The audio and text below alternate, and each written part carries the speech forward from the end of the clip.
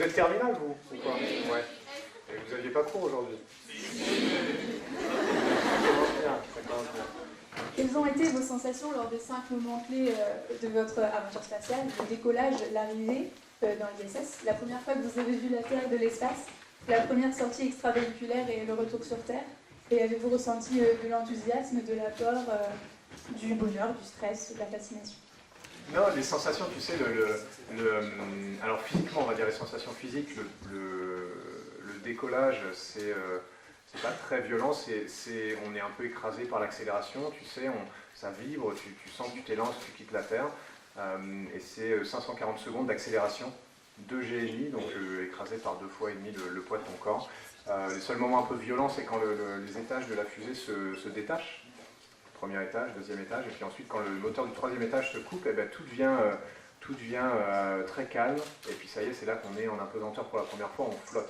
Et on a dans la cabine du Soyouz un petit indicateur, en fait c'est tout bête, souvent c'est une petite peluche que les membres d'équipage choisissent, et qui est accrochée au bout d'un fil. Ben, tant que le fil est tendu, tu vois, ça veut dire qu'on accélère, qu'il y a de l'accélération, puis tout d'un coup, il se détend et on voit la peluche flotter. Ça nous dit qu'on est en apesanteur. Nous on ne le sait pas parce qu'on est strappé vraiment au lanceur, c'est comme être attaché à un missile en fait, de décoller. On fait très très attention. C'est vrai que se jeter, moi la première fois que je suis sorti, c'était de nuit, donc tu ouvres le sas, c'est un gros trou noir un peu béant, là tu te jettes dedans, quelque part ça fait presque plus peur que quand la deuxième fois c'était 2 jours. 2 jours tu vois la Terre défiler en dessous comme une grosse boule de bowling multicolore. Donc ça c'est très sympa, il faut s'habituer un petit peu, au tout début de la sortie on s'entraîne à accrocher une longe et à lâcher. Pour se rendre compte de la sensation, de ce que ça fait. C'est pas un feeling super génial au début. Hein. Quand tu es à 450 km d'altitude, et tu lâches les 2 mains et tu flottes doucement en t'éloignant de la station spatiale. Il faut habituer le cerveau et c'est comme ça qu'on fait. Ensuite, c'est que du bonheur. Dernier moment, la rentrée atmosphérique, ça c'est ce qui est le plus violent. Le freinage atmosphérique, la rentrée, le freinage aérothermique avec le bouclier qui brûle, en fait, qui nous freine. Et l'ouverture du parachute où la capsule bouge un peu dans tous les sens et l'atterrissage qui est comme un accident de voiture. Voilà, mais c'était aussi beaucoup de sensations sympas parce que je savais que je retournais vers la Terre et que j'allais retrouver les miens, et d'ailleurs j'ai retrouvé des visages connus dès la sortie de la capsule. Quelles ont été les conséquences physiques de votre séjour dans l'espace? Et bien dans l'espace, tu vois, le corps change, alors c'est réversible, hein. Je vais dire ça en premier, on peut annuler ça, enfin retourner à son état normal, on va dire, se réadapter à la vie sur Terre, mais dans la station spatiale, on grandit un peu, la colonne vertébrale se déplace, hein, c'est aussi bête que ça, les vertèbres, clac, clac, clac, clac. Donc on prend 2-3 cm, dans mon cas. Ça peut faire mal au dos, moi j'ai pas eu mal au dos, mais ça pourrait faire mal au dos. On se sert pas de beaucoup de muscles, notamment les muscles du haut du corps, tu sais, justement les muscles du dos, les muscles des cuisses aussi. On est obligé de faire 2 heures de sport par jour, 2 heures, 2 heures et demie pour les maintenir. Les os aussi qui ne sont pas soumis à la charge mécanique de la marche ou des efforts sur Terre et de la gravité, s'atrophient un petit peu, donc c'est pareil, on se force à faire du sport pour garder sa masse osseuse. Les fluides, les organotolithes dans l'oreille interne, je ne sais pas s'il y a des profs de bio dans la salle, qui flottent en fait et qui donnent une mauvaise information au cerveau, donc on peut avoir le mal de l'espace au début, c'est pour ça que c'est comme le mal des transports en fait. Les gens qui sont malades en bateau, tout ça, ça change. Et puis on est soumis à du rayonnement cosmique en fait, le rayonnement du soleil, le rayonnement du fond de l'univers, qui est protégé, dont on est protégé sur Terre par l'atmosphère et par la magnétosphère terrestre, mais on est moins protégé dans la station spatiale, donc on prend une dose de rayonnement un peu élevée. Quel a été votre meilleur souvenir et votre pire souvenir sur la station spatiale? Quel était mon meilleur souvenir? Mon meilleur souvenir, écoute, c'est déjà d'y arriver, je pense. Tu sais, le premier jour dans la station spatiale, j'étais comme un gosse, quoi. Parce que c'est 7 ans de travail, t'imagines, 7 ans de travail, c'est quand même beaucoup, beaucoup, beaucoup. Et puis pas juste du travail entre 9h le matin et 5h le soir. Ça m'a pris tout mon temps, je fais plein de sacrifices, évidemment. Et donc d'arriver dans la station spatiale pour de vrai, et vraiment de le vivre, je me suis dit, ça y est, enfin j'y suis. Personne ne pourra me la reprendre cette station spatiale et ça y est, c'est parti, c'est le début de la mission. Donc ça c'était vraiment le premier jour, j'avais le sourire, si tu regardes sur les photos, moi j'y reconnais parce que je sais que c'est des photos où j'ai le sourire jusqu'aux oreilles pendant 24 heures, donc ça c'était vraiment un super souvenir. Mais après il y en a eu plein d'autres, tu sais, 200 jours, il s'est passé plein de choses, je ne peux pas tout vous raconter en détail malheureusement, mais il y a eu plein de moments très chouettes et plein d'expériences inoubliables. Voilà, mon pire souvenir, tu sais, bizarrement, j'en ai pas beaucoup. Je dis parfois en plaisantant un peu que c'est quand on a dû réparer les toilettes au début qu'on cassait le deuxième jour quand on est arrivé. Tu sais, le premier jour, sourire jusqu'aux oreilles. Deuxième jour, ah, les gars, les toilettes sont cassées. Et là, il a fallu tout réparer. C'était un peu. On a vraiment tout démonté, tout remonté. Et quand il n'y a plus de toilettes dans la station spatiale, la vie s'arrête, hein, parce que c'est le truc le plus important quand même. Les toilettes et les machines pour faire du sport. Parce que si ces deux trucs-là s'arrêtent, ben malheureusement, quelque part, la vie s'arrête, quoi. Donc on a passé 48 heures à essayer de réparer ça. Finalement, on a réussi. C'était pas génial, mais même à l'époque, je m'en foutais un peu parce que j'étais tellement content d'être là que j'aurais réparé n'importe quoi. Réparer les toilettes? Oui, pas de problème, allons-y. Donc tu vois, c'était même pas un vrai mauvais souvenir. Il n'y a que des filles en terminale S ou c'est que les garçons sont timides en fait? Il y a beaucoup de filles, c'est très bien. C'est très bien qu'elles soient en S. Exactement. Comment appréhendez-vous la Terre depuis que vous l'avez vue d'aussi haut et sous des angles totalement uniques comme on peut le voir sur vos photos? Avez-vous un endroit préféré du monde vu de l'espace et vos photos vous ont-elles appris de nouvelles choses? Alors comment j'appréhende la Terre? Écoute, je l'appréhende plus comme un ensemble, comme un tout qu'avant. Hein. J'en pense un peu des portes ouvertes, mais depuis la station spatiale, on ne voit pas de frontières. Ça, je l'ai compris bêtement en essayant de prendre des photos. Dès que tu es sur la côte, Dieppe, ça va, c'est facile à repérer. Mais dès que tu es à l'intérieur des terres, c'est hyper difficile. Tu vois, entre Le Mans, Rennes, Chartres, Dreux, Évreux, enfin, tout ça, vu de la station spatiale, c'est juste à côté. Les frontières, ça n'existe pas, que ce soit la limite entre l'Allemagne et la France. Moi, je ne savais jamais trop où je prenais des photos quand j'étais dans l'Est, et ainsi de suite. Après, tous les pays s'enchaînent. Donc ça, vraiment, tu le comprends en le voyant. Encore une fois, tu peux le comprendre au sol, hein, c'est pas difficile à comprendre. Mais quand tu le vois, c'est pas pareil. Tout ça, c'est une vue de l'esprit, en fait. On n'y va pas vraiment pour faire de l'observation de la Terre, mais ça, c'est plutôt une conséquence un peu vertueuse.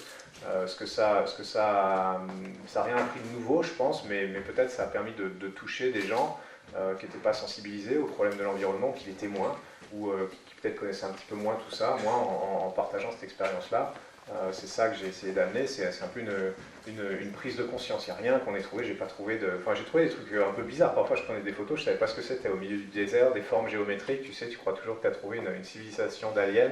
Après, tu mets ça sur Internet et tu as toujours des gens qui t'expliquent que non, c'est une ancienne mine de potassium, etc., etc. Maintenant, vous êtes allé sur la Station Spatiale Internationale. Quel est votre prochain défi? C'est une bonne question. Écoute, mon prochain défi... Bah, il y en a plein, tu sais. Alors, sur Terre, il y a plein de choses à faire. Un truc qui est génial avec cette expérience, c'est que du coup, ça me fait rencontrer des gens et je me rends compte que, tu sais, il n'y a pas besoin d'aller dans la station spatiale pour avoir des défis, pour avoir des challenges, pour se dépasser, pour faire des choses extraordinaires. J'ai un copain, tu vois, qui vient de se lancer à traverser l'Atlantique sur un mini, un bateau de 6,50 m. Donc, tu vois, ça, c'est une sacrée aventure. Quand je le voyais partir tout seul, j'avais l'impression que quelque part, moi j'aurais été moins à l'aise en faisant ça qu'en embarquant sur une fusée. J'en ai un autre qui veut traverser l'Atlantique aussi, mais à la rame. Tu vois, alors je ne sais pas ce qu'il leur a pris, peut-être qu'ils se sont dit « Oh, Thomas fait ça, donc nous aussi on va tous faire des trucs un peu fous ». Mais voilà, des défis, des challenges, il y en a à tous les coins de rue. Il y a des gens qui créent leur boîte, il y a des gens qui se lancent dans des carrières, il y a des gens qui font des choses absolument phénoménales. Voilà, donc les gens pensent que moi c'était un challenge dingue, mais il y en a pas. Moi j'en vois partout autour de moi des challenges dingues. Tout ça pour dire que, écoute, moi mon prochain vrai challenge, j'espère, sera de repartir dans l'espace. Ce que j'aimerais vraiment bien, c'est un jour aller plus loin, tu sais, on parle de retourner vers la Lune, mais de manière plus permanente, de se servir de ça pour un jour savoir aller sur Mars. Ben, si je peux participer à ces aventures-là, tu vois, je serais le plus heureux des hommes. Pensez-vous pouvoir un jour explorer Mars? Et pour une telle mission, la partie la plus incertaine est-elle humaine ou mécanique? Et si vous aviez la possibilité de faire un tel voyage mais sans retour, le feriez-vous? Alors, on voit, c'est vraiment bien enchaîné les questions. Travail de pro. Donc explorer Mars, oui, tu sais, explorer Mars, on a toujours l'impression que c'est de la science-fiction, que c'est un truc de film, mais c'est pas le cas. On met des sondes sur Mars, vous le savez tous, hein, vous avez vu Curiosity, ça fait quand même un paquet de jours, de mois que la sonde est là-haut, qu'elle marche bien. C'est un exploit évidemment de l'amener là-bas, mais on sait le faire entre guillemets. On ne ferait pas tous les 4 matins, hein, c'est pas aussi facile que ça, mais on sait le faire. Aujourd'hui, on sait qu'aller vers Mars, c'est la destination la plus intéressante en termes de sciences, de recherche, de questions scientifiques, parce que c'est une planète qui est tellement similaire à la Terre qu'en allant vers Mars, au final, on apprendrait plein de choses sur nous. On lirait un peu l'histoire de la Terre et du système solaire dans ce cas sur Mars. On essaierait de comprendre comment la vie apparaît, comment elle peut disparaître, parce que ça peut nous arriver, c'est quand même des bonnes questions. Des choses comme ça. Donc on est tous d'accord pour aller sur Mars, on ne sait pas encore tout à fait bien le faire, il va falloir répéter. On ne va pas se lancer dans un voyage aussi ambitieux sans avoir quelque part un peu validé nos techniques, nos technologies. Et c'est ça qu'on veut faire en retournant vers la Lune. Il y a des objectifs scientifiques sur la Lune, ils sont moins importants que sur Mars, c'est clair. Si on pouvait aller sur Mars tout de suite, on irait, mais on ne peut pas. Il va falloir valider tout ça. Donc la première étape, moi je pense, c'est un retour de manière un peu plus internationale, un peu plus pérenne, un peu plus long terme vers la Lune, valider tout ça, et un jour, on ira sur Mars. Voilà, à la question de savoir si on pourrait y aller sans retour, alors c'est pas prévu, tu sais, on fait pas de... Je pense que l'exploration, c'est pas des missions suicides, ça c'est pas de l'exploration. Quelque part, si tu veux envoyer quelqu'un sur Mars, sans lui offrir une chance de retour, ça on peut le faire dès aujourd'hui. Hein. Tu mets un gars dans une capsule, il sera mort de faim au bout d'un mois de voyage, et puis il arrivera jusque là-bas, ce sera très bien, on ne sait pas dans quel état. Bon, enfin, voilà, c'est une mission un peu... C'est pas au programme, on va dire. Nous, ce qu'on veut faire, c'est y aller pour du vrai, quelque part emmener un peu la civilisation avec nous, tu vois, sans que ce soit sans être grandiloquent. On essaie d'être un peu les ambassadeurs. C'est bon, bah, on n'y va pas nous planter notre petit drapeau, serrer la main, revenir. C'est pas ça l'idée. C'est apprendre, c'est faire de la recherche, faire de la science. Il faut que ça apporte quelque chose aux gens. Et puis, tu sais, contrairement aux sondes mécaniques, robotiques, l'intérêt d'envoyer des gens, c'est qu'ils peuvent aussi revenir en parler. C'est ça l'intérêt d'aller dans l'espace. Des avancées concrètes dans le domaine scientifique augmenter une incidence sur notre vie de tous les jours. Ouais. On a fait beaucoup de physiologie et de médecine parce que la vie dans l'espace, c'est comme une simulation d'un vieillissement accéléré. En fait, on dit que c'est à peu près l'équivalent de vieillir de 10 ans, de passer de 6 mois dans l'espace pour plein de raisons. Mais l'intérêt, c'est que c'est réversible. Quand on revient au sol, on retrouve notre état normal, on va dire. Donc imagine, quand on parle de vieillissement réversible, les applications que ça peut avoir en médecine et comprendre un peu ces phénomènes-là, et puis un peu essayer d'ouvrir les clés du vieillissement. Alors on ne parle pas de jeunesse éternelle, on n'en est pas là, mais c'est ça qui intéresse beaucoup les médecins et les scientifiques dans la station spatiale. Nous, on a fait des études sur les os, parce que, comme on a dit tout à l'heure, les os des astronautes perdent en densité, perdent en force. Et ça a des applications au sol, encore une fois, dans les thèmes de vieillissement, d'ostéoporose, des choses comme ça. Il y a des machines qui sont créées, des machines de radio qui ont été créées juste grâce à l'exploration spatiale, des médicaments. Il y a des vaccins qui ont été créés grâce à l'exploration spatiale. La salmonellose, par exemple, parce que les virus sont plus virulents à bord de la station. Ça, on ne sait pas vraiment pourquoi, mais c'est comme ça. Du coup, ça nous permet d'isoler des souches qui, elles, le sont moins, et on fait des vaccins. Donc, tu vois, sur une mission de 200 jours, il y a à peu près 200 expériences. C'est pas qu'on en fait une par jour, c'est qu'on est 6 à la fois. Donc, ça travaille dans tous les sens. Moi, j'ai participé à une petite centaine, principalement dans le domaine de la médecine, ouais, justement. Alors, pensez-vous en arriver là quand vous étiez en terminale? Et faut-il vraiment avoir de très bonnes notes pour arriver à un métier comme ça? Le cross du lycée a lieu dans 5 jours. Faisiez-vous de bons classements? Est-ce que vous étiez déjà très sportif à l'époque? D'accord. Alors, dans l'ordre, est-ce que je pensais en arriver là quand j'étais en terminale? Non. Non, parce que je ne savais pas, enfin, moi ça me fascinait tout ça, mais de manière un peu privée, naïve, enfin je ne savais pas j'avais aucune idée de comment on pouvait devenir astronaute, est-ce que c'était même possible, est-ce que c'était pas pour juste des Superman, enfin tu vois, je ne savais pas, mais les choses se font pas à pas dans la vie, tu sais, c'est ce que je dis souvent, c'est difficile de voir le chemin entier qui va te mener là où tu veux arriver, mais ce chemin il se découvre en avançant, quoi. Plus tu avances, tu fais tes choix un par un, tu vois, une année après une autre, etc.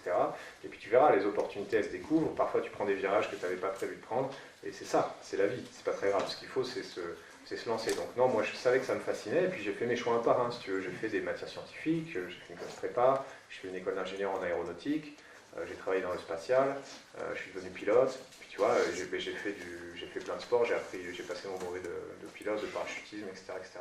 Et le jour de la sélection, bah, il se trouvait que, tiens, bizarrement, je cochais déjà pas mal de cases. Mais ça, c'est parce que j'avais fait tous mes choix un par un, tu vois. Je ne m'étais pas dit, tiens, je vais m'inscrire à l'école d'astronaute, ça n'existe pas l'école d'astronaute. C'est vraiment dans tes choix individuels qu'il faut voir ce parcours-là. Est-ce que j'avais des super bonnes notes? Ben non, en plus, je parle sous le contrôle de M. Capel, j'avais des bonnes notes, hein. J'étais bon élève, mais j'étais pas, tu vois, super crack, 19,5 de moyenne au bac, c'était pas moi, quoi. Si tu peux faire ça, très bien, hein. Je ne dis pas qu'il ne faut pas le faire, évidemment, mais je dis que ce n'est pas non plus un sésame pour tout faire dans la vie, parce qu'il y a aussi plein de choses qui s'apprennent, tu vois, dans les activités associatives, en faisant du sport, en faisant de la musique, et tout ça, ça va te servir. Après, le parcours professionnel, il n'est pas uniquement déterminé par les notes. Alors, qu'on s'entende bien. Le plus important quand même, c'est d'avoir des bonnes notes, de faire des bonnes études. Mais après, il y a plein de choses. Tu vois, ta personnalité, est-ce que tu es communicatif, est-ce que tu es facile à vivre, est-ce que tu es un joueur d'équipe, est-ce que tu as du leadership, des choses comme ça, ça va t'aider dans la vie professionnelle. Il ne faut pas croire non plus qu'on est uniquement déterminé par ta moyenne au bac. Ça, c'est pas vrai. Il y a plein de chances dans la vie qui vont dépendre d'autres choses. Voilà, et la troisième partie de ta question, je ne me rappelle plus ce que c'était. C'était le cross du lycée. Ah, le cross du lycée, voilà. Alors le cross du lycée, moi j'ai jamais été très bon en endurance. Moi j'étais plutôt judo, basket, rugby. Mais le cross du lycée, mon meilleur classement, je crois que j'ai fini 19e. Voilà. Ouais, c'est pas le premier, hein.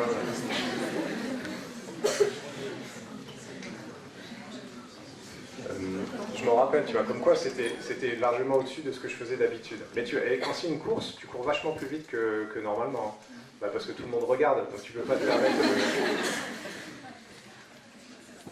Est-ce que la vie en communauté et le fait de ne pas sortir, est-ce que c'était pesant mentalement? Et qu'est-ce qui était prédominant là-haut? Est-ce que c'était l'entraide entre collègues ou la solitude ou de ne plus voir ses proches? Et dans quelle langue parliez-vous là-haut? Alors, je vais la répondre à l'envers, celle-là on parlait essentiellement en anglais et en russe. En fait, ça dépend un peu des affinités de chacun et du niveau en langue. Tu sais, les Américains ne parlent pas tous très bien russe, les Russes ne parlent pas tous très bien anglais, donc tout ça on se retrouve au juste milieu. Alors personne ne parlait français évidemment, par moi. Même s'il y a des astronautes américains et russes qui parlent français, il y en a qui parlent très bien, mais moi j'avais pas la chance de voler avec l'un d'entre eux. Donc on parlait beaucoup anglais et russe. Voilà, ensuite psychologiquement, tu sais, une mission de 6 mois, on est quand même un peu isolé, on est loin des siens, c'est pas tous les jours marrant, c'est sûr, mais on avait la chance de pouvoir communiquer, on a le téléphone sur IP, alors c'est l'ancêtre préhistorique de FaceTime et Skype et autres, mais ça marche assez bien et on pouvait appeler les gens régulièrement. Donc moi je pouvais appeler ma famille, mes amis, etc. Donc on était quand même assez connectés. Voilà. C'est pareil, j'écoute pas les questions en fait. C'était quoi ton la question? Le sentiment, qu'est-ce qui domine, l'isolation Non, je pense que par contre, oui, l'entraide ou l'isolation, en fait j'écoute les questions, mais c'est juste que je me rappelle pas. On s'entraînait beaucoup. Tu vois, la notion d'équipe, d'équipage, c'est important quand même. Plus tu te mets dans des situations risquées, plus tu t'entraides, tu te recentres, tu formes comme une équipe de sport, tu vois, mais une équipe de sport un peu extrême, quoi. C'est ça l'idée. Donc non, on s'entraidait énormément. En plus, on est sélectionné, je pense, pour être des joueurs d'équipe vraiment. 6 mois dans la station spatiale, tu peux pas te permettre d'être individualiste, d'être égoïste, de penser qu'à toi, ça marche pas. Ça marche pas, ça marchera pas a fortiori quand les missions seront encore plus longues dans le futur, et ça marche pas à la sélection, parce que la sélection recherche des gens qui sont capables, justement, de travailler en équipe. Donc non, il y avait beaucoup d'entraide, beaucoup d'humour aussi, tu sais, c'est important, hein. On n'était pas tout le temps en train de blaguer, mais quand même, ça fait une vraie différence. Tu vas passer 6 mois dans la station spatiale avec des gens qui ont le sens de l'humour, je te promets que c'est mieux que de le passer avec des gens qui ne sont pas drôles, quoi. Avons-nous la même notion du temps dans l'espace? Le temps paraît-il passer plus vite ou moins vite que sur Terre? Et enfin, comment avez-vous réussi à vous repérer dans le temps durant votre mission? D'accord, alors dans la station spatiale, on est calé sur l'heure UTC du méridien Greenwich en fait. Et la raison pour laquelle on a fait ça, c'est parce qu'on a des centres de contrôle qui sont répartis partout dans le monde. On a parlé des Américains, Russes, Européens, Japonais, Canadiens. Donc chacun possède en gros, mis en commun ces parties de la station.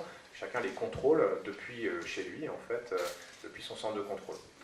Le plus gros c'est à Houston, c'est sûr, mais il y a quand même des centres de contrôle répartis partout dans le monde. Il a bien fallu se mettre d'accord sur la référence temporelle à adopter, donc on a pris ce qu'il y avait de plus évident, on a pris l'heure UTC du méridien Greenwich pour nous, c'est bien, en Europe, parce que c'est une heure de décalage. Pour les Américains ou les Japonais, c'est un peu moins bien, parce qu'au sol, ils travaillent de nuit la plupart du temps. Voilà, donc c'était ça le calage. Comment on se repérait dans le temps? Écoute, c'est tout bête, notre emploi du temps, il est géré depuis le sol, et on le suit sur des ordinateurs portables, sur des petits laptops comme ça. Et on a une grande barre rouge qui est l'instant présent, et tu vois, à 7h30 la journée commence, et jusqu'à 19h30 le soir, on a en gros notre emploi du temps qui est mis en musique par le sol. Ça ressemble beaucoup à un emploi du temps d'étudiant, hein. Tu sais, 2 heures de sport, 2 heures de maths, enfin c'est pas 2 heures de maths, c'est 2 heures de sport, 2 heures de sciences, 2 heures de réparation, 30 minutes pour la pause du déjeuner, et ainsi de suite, comme ça toute la journée, tous les jours. Comment se passe le suivi médical depuis la Terre? Et y a-t-il des choses que l'on ne peut pas faire dans l'espace, comme éternuer par exemple?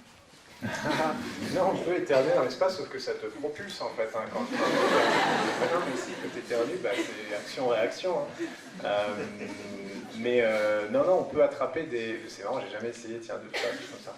Mais on peut attraper des virus dans l'espace, ouais. Et d'ailleurs, avant le décollage, on est en quarantaine. Pendant une dizaine de jours, on est en quarantaine, on voit nos proches à travers une vitre, là, comme on voit un peu les gens dehors. Et on essaie de nous protéger au maximum des microbes, des infections, pour pas qu'on emmène avec nous des infections dans la station spatiale. Ceci étant dit, il y a toujours un peu des microbes.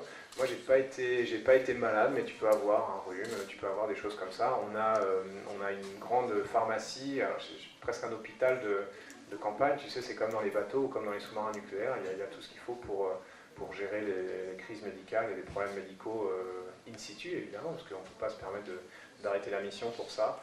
On est suivi aussi au sol par des médecins.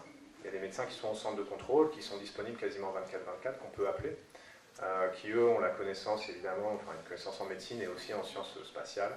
Eux, ils vont nous diriger, ils vont nous dire, alors ils vont nous poser des questions, un peu comme quand tu as le SAMU au téléphone. Dans ma vie de pilote, avant, sur les vols longs, quand il y a un problème médical, on appelle le SAMU, téléphone satellite, et c'est eux qui nous guident hein, pour faire le diagnostic. On dit, voilà, qu'est-ce que vous observez, ça doit être ça doit être ci, etc.